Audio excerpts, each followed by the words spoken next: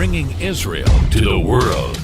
This is IBN News. With News of Israel, I'm Susan Michaels. Israel and Hamas have agreed to a ceasefire, mediated by Egypt and the UN following 2 days of fighting that brought more than 400 rockets fired from Gaza into Israel and IDF strikes in the Strip and retaliation.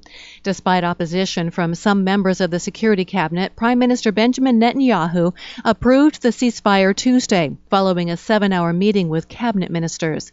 Some cabinet ministers say that none of the ministers objected to a ceasefire, but Avigdor Lieberman, Naftali Bennett, Ayelet Shaked, and Zeev Elkin say that isn't true. They are all in opposition to a truce.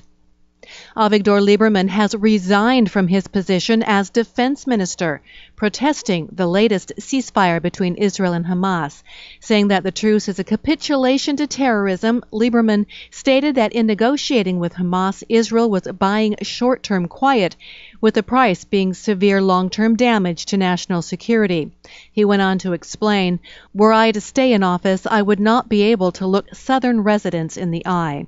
Lieberman's resignation will come into effect 48 hours after his submission of a formal letter to the Prime Minister.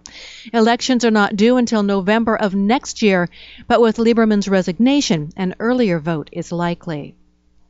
Claiming a political victory for Gaza, Hamas is rejoicing over Avigdor Lieberman's resignation. A Hamas statement said he is admitting defeat and acknowledging his inability to handle the Palestinian resistance. This is a political victory for Gaza, which succeeded in standing strong and causing a political earthquake in Israel. In an effort to show what Israelis along the Gaza border are facing, Israel's ambassador to the UN, Danny Danon, addressed the UN Security Council this week. Every time Hamas fires a rocket, children at school, adults at work, families across Israel hear this.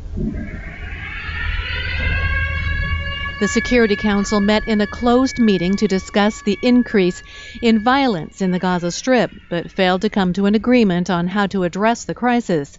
Danon said Israel has cooperated with the UN to improve the conditions in the Strip.